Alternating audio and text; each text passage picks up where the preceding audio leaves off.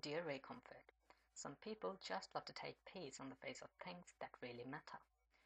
Such as bioscience maybe. It's good to see that once again you have come up with such an attack by deciding to rewrite Charles Darwin's legendary Origin of Species with your own introduction.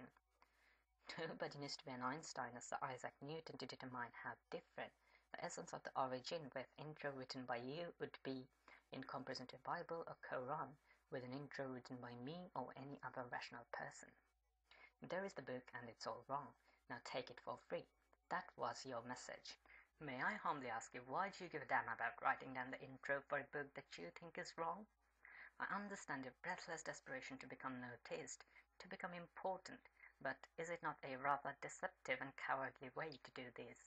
Is it not analogous to befriending somebody just to get close enough to him in order to poison his food? I understand your position that in order to be religious, you need to be significantly dishonest, but the point I'm trying to make is dishonesty against something that keeps you alive on a momentary basis. Such as bioscience maybe once again. Isn't it more an idiocy than dishonesty? And this is not the first time, Ray. Previously declared that you're gonna come up with a real, testable, reproducible scientific evidence in support of God. And what evidence did you come up with? Monalisa and the coca-cola can, right?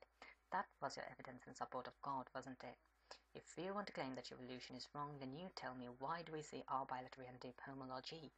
Why Pax6 forms I, 10-man and its vertebrate homologue NKX family form herd, orthodentical and empty spiracle and the vertebrate homologues OTX and the MX families form head, both in protostomes and deuterostomes respectively, especially when there is nothing common in between the protostome and deuterostome herd or I, other than their respective ability to pump fluid or photosensitivity. Why does the same dorsal cactus pathway specifies dorsoventral axis and activates inflammatory proteins? The same receptor tyrosine kinase pathway determines terminal segments and epidermis. The same wingless integrated pathway patterns segment polarity and neural tube in Drosophila and mammals in respective order. Sell me any idea other than magic that explains why similar gene products undergo similar pathways to do similar jobs, and I will be the first one to say yes, evolution is wrong. Charles Darwin's Origin was written as a popular science book, not as a proper textbook, and you know that, don't you? Most of the bioscience students learn evolution not by reading the Origin. They rather learn it by reading a proper textbook.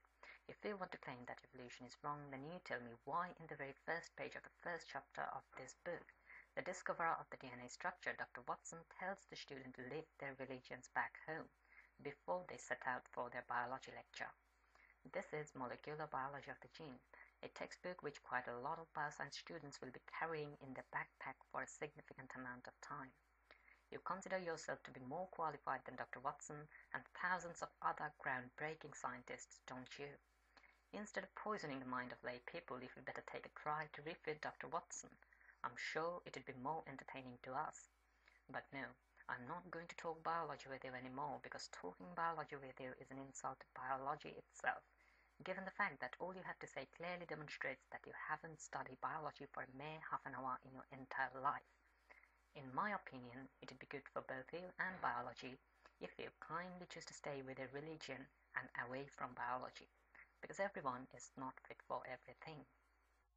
Have you wondered, what are you arguing against, Ray? You are arguing against bioscience, aren't you? Bioscience to which every single femtoseconds of your life is indebted to. Let me tell you something. I belong to a species which is very, very territorial, which evolved from reptiles. I cannot change this, it's biology. Things which are demanding animalistic hard work from my part for me to study and to understand. Things in order to understand which I am leaving a long trail of sweat behind.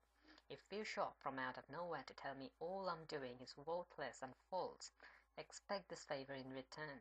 I'll give you a polite reminder that the very mouth of you with which you are spreading poisons against bioscience has in fact been saved at least a dozen of times from screaming out in unimaginable agony by bioscience itself.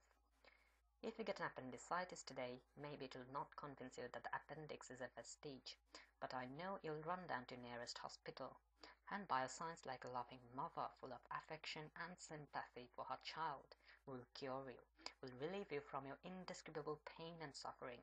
She'll not think for a single moment that the life which she has just spared just after being spared, will be devoted again in the quest of the very destruction of her. The platter on which you'll be feeding while in her custody will be taken a crap on by you again as soon as your infected appendix is cut off. The last meal you had, which is still in your stomach, and the nutrition traveling down to every single capillary, all the immunological memories provided to you by a blessing called vaccination. Every time you paid a visit to a doctor or took your pet to the vet, are you sure you were arguing all against these? Without bioscience, chance was there that you'd never born in the first place. Probably you'd have died at the moment of your very birth, and more seriously, probably you'd have taken your mother with you as well.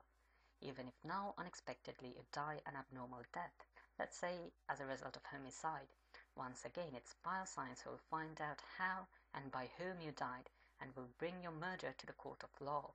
Bioscience is with you and for you from your baby buggy to your coffin, whether you like it or not. In her way down to the destination where there will be no cancer, no diabetes, cardiovascular diseases, autoimmunity, no Alzheimer, Parkinson's, microbial infections, and all the other things we are fighting against. In that glorious procession of her down towards prosperity, she'll take you with her. She'll not leave you behind, no matter how hostile you are to her. And you want to stab her from her back. Is it not cowardice, Ray? You're a specialist of sin. Is not ingratitude worst of the worst of all sins? After your laughable humiliation in the hands of the Rational Response Squad, we have seen you changing your strategy altogether. Now you do not deal in intellect anymore, you rather deal in stupidity. The implication of your new strategy is evident in your recent discussion with Thunderfoot. When you were asked whether you believe in ghosts, witches, angels, demons, satans, and so on, you boldly answered without any hesitation whatsoever, yes, in all of them, which virtually left Thunderfoot speechless and stuttering. You see, there is the problem. If the level of intellect of two parties are not on an equal plane, it's too hard to communicate. This will become evident if you try to communicate the theory of relativity to your dog. I'm sure even if the debate between you and Dr. Dawkins ever takes place, which you're desperately pressing Dr. Dawkins for, regardless of whether you will win it or not, I'm sure Dr. Dawkins will not win it, because he will fail to establish communication with you. You'll either not get him at all, or you'll get him wrong. But how dare you challenge Dr. Dawkins for a debate? He is a biologist, whereas you are a false information-selling, uneducated religious preacher. He encouraged lots of people to study bioscience, whereas you are more a discouragement. He has a significant contribution to our society and our civilization, whereas you are more like a parasite to it. He is an Oxford professor, whereas you are nothing. Still you feel qualified enough to debate him. What do you want to debate him? Science? You are not qualified enough to do so. Philosophy? Again, you are not enlightened enough to do so. Our society and civilization? You are not passionate about it enough to do so. Listen, Ray. Being and proud to be remaining an uneducated is not a problem, but failing to understand the importance of education and thus underestimating its power indeed is. I am not a psychoanalyst, but your recent activities such as spending millions to distribute free copies of Origin, offering 40 grand for a debate with Dr. Dawkins and so on, do demonstrate your desperation and your inferiority complex.